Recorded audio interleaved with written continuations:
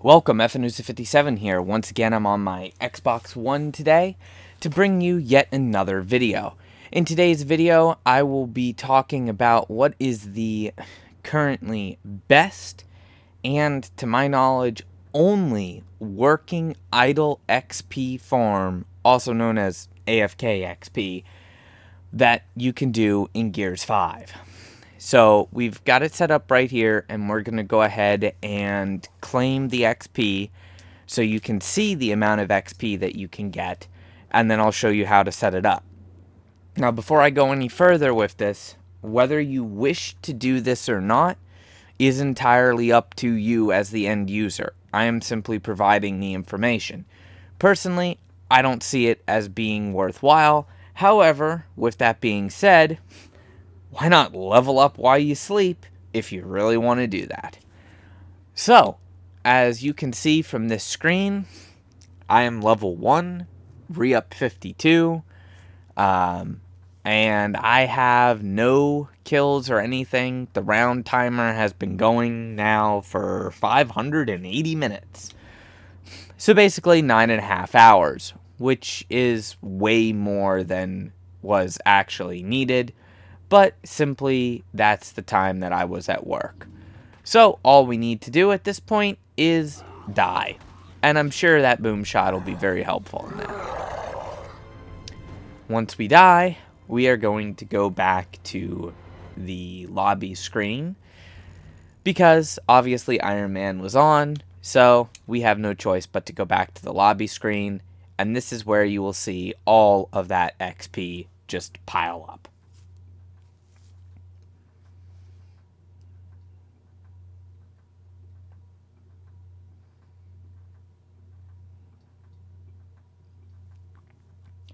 Now, because the results are a little bit different on this XP testing, let me know if you've tried this, how much XP you actually get from it.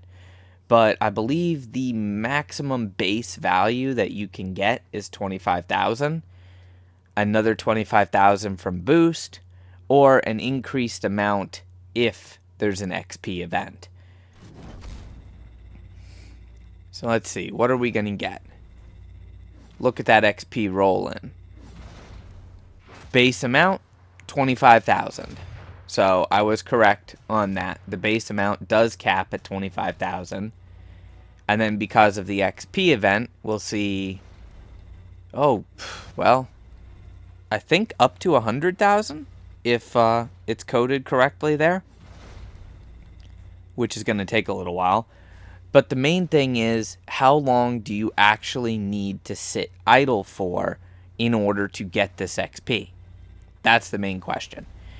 And the numbers are very widely varied, but I'll give you some base information as I teach you how to set up this idle XP farm. And this can be done with technically more than one player, but it's going to be difficult unless you have, two people that like work at the same time. This can be used kind of to your advantage because of the fact that, hey, at the very least, you'll just be able to earn a little bit of XP while you're doing something like, chilling and watching a movie on a different device. Or maybe you'll earn a little XP and earn a few levels while you're out at work. But it's not the end-all be-all. Plus, like I said, it's already completely easy enough to earn XP. So to do this is kind of pointless, if you ask me. But that's just my opinion. Maybe you're somebody who doesn't have a whole lot of time to go ahead and play, or maybe you're just done with the game and only want the re-up 60 achievement. I have no idea. I'm not judging. I'm just saying that personally, I feel like the added stress that this applies to your console isn't really worth it. But regardless, if this is what you want to do, then this is what you want to do, and this has existed in the game for multiple operations, with the Coalition making no comment, mention, or any attempt for that matter to fix it. And basically what it works off of is the principle that the longer you are in a horde game, the more XP you're going to get. Technically, that works in both horde and escape. The longer you're there, the more XP that you're going to get. Now, most people don't spend a very long time in escape or horde, but you'll notice that if you kept everything exactly the same, and you played a horde game that took an hour, and then you played a horde game that took an hour and 10 minutes, the one that took an hour and 10 minutes would give you slightly more XP, even if you got the exact same number of ribbons, played with the exact same people, got the exact same number of kills. So, that's how this actually works. And the reason why we're able to just sit there AFK is because of the Jack class. Now, you can do it on any map, technically, but the best map to do it on is Bunker. The only class that you can do it with is Jack, unless you have at least one other person playing as Jack.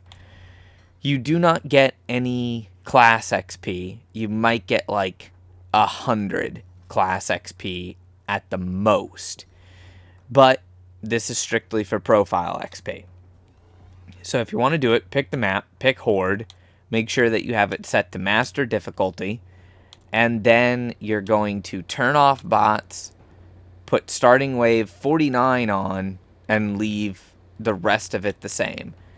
So 49, make sure also the lobby visibility is set to not visible. This means that no one else will be able to join your game and muck it up. As I said, you can do this with multiple players, but obviously the load time will be slower because it'll load at the slowest person's pace. Plus, there is a chance that the non-host player may get removed from the game. There are a couple of circumstances where this does not work, by the way. The weekly reset, which is like Tuesday afternoon Eastern time, if you're AFK while that weekly reset happens, it'll just kick you out of the lobby. It'll also kick you out of the lobby if you go AFK for too long. It'll kick you out of the lobby if you lose internet connection or if you lose power. It'll also kick you out of the lobby if you do something that closes the game. For instance, if you were to switch applications on your Xbox. The only system you might be able to get that or to get away with that on would be like multi-screening with a PC or an Xbox Series X that'll technically keep the game running in the background for you. But I think you'll still have to reconnect to the servers, and I don't have a Series X, so don't quote me on whether or not that would work or not. I can tell you this is working as of August 2021. So when you get into the game, go ahead, pick up the Fabricator, drop the Fabricator. If you want, it's personal preference. You don't have to spend all of your money on perks. You don't have to capture a energy tap. However, I find that you are less likely to be disconnected from the game if you go ahead and make a few actions that would input as if you were normally playing the game. So, capturing an energy tap or something of that nature. Sometimes it helps, sometimes it doesn't. There is a chance you'll get disconnected anyways. Depending on the exact set of enemies that you get, you might get Lambent enemies, which will move around and kind of fight with each other a little bit. But one thing you want to make sure that you do is make sure that you get a little bit of damage dealt first. Alright, so that registers that we've actually done something in the game. We can't heal. And then there's our little dash. Alright, so now we're basically good. And what you can do is float up here on top of this remnants of a tank. Actually, technically it's a centaur remnant, but nevertheless. And you're just going to sit here. At this point, there's two ways that you can do this. If you have a wired controller that will not disconnect, you could use that. If you don't have a wired controller and you have a standard wireless controller, you're going to need to manually disconnect your wireless controller before it shuts down for inactivity. So the first thing we're going to do here is we're going to set a timer and see. As I said, that previous run was 9.5 hours long, but you don't need 9.5 hours to do this. The problem is you can't have your console shut down early, otherwise you won't get any XP at all. So what you want to do, ideally, this is based on previous testing, it could be different. I've had people report, and I've seen on Twitter, anywhere it's from 1 hour to earn the full base 25k XP, which doesn't seem quite right. And I've never been able to duplicate that result. But the previous result was 4 to 5 hours. Now, I don't know exactly what would make that timer be different each time, but figure on about 4 to 5 hours AFK time based on my testing in order to get the full 25k XP. However, if this was something like, say you were going to watch a movie and then you were going to go to bed, you could always reset the idle XP farm before you went to bed. Or if you were really that darn dedicated, you could set yourself an alarm to wake up in 5 hours and reset your idle XP farm. Hats off to you if you're that dedicated to wake up every 5 hours or 4 hours and 50 minutes to reset the XP farm. But, hey, to each his own. All I'm here for is to provide the information. Let me know in the comment section below what you think of this, by the way.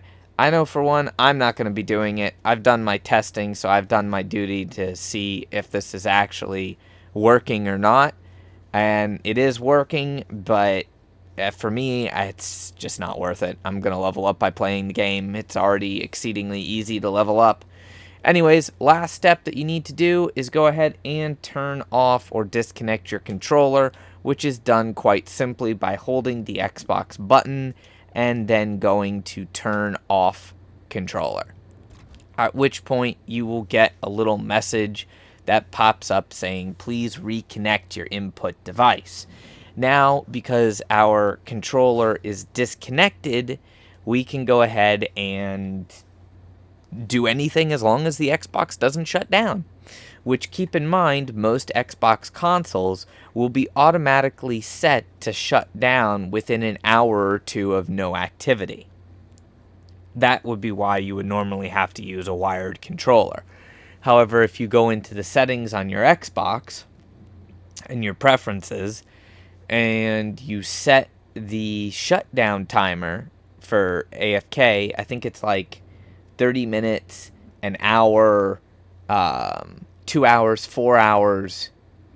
There might be one after 4 hours, and then it's like never. So if you set it to never shut down, then the system will never shut down regardless of any lack of input. And this way you can just sit here while you do whatever. Watch a movie, take a shower, go to bed, go to work, etc. Whatever it might be. But yeah, let me know in the comment section what you think. Hopefully this helps some people out that might be struggling to get at least a few levels. In my opinion, I have mixed feelings on it. It's useful. It was definitely better before they changed the amount of XP needed for re-ups. Now, with the change that they made to the amount of XP needed for re-ups, you already can't tell a player's skill by their level. So having an idle XP farm available just kinda, I don't know, to me it's just kinda like meh. And like I said, I'm not going to be using it now that I've done my testing. I know how it works, I've proven how it works, and I have no need for it. But that's my personal preference. I'd like to know what you guys think. In any case, thank you all very much for watching. Go ahead and smash that like button because it greatly helps me out with searchability here on YouTube. And of course, until next time, stay frosty.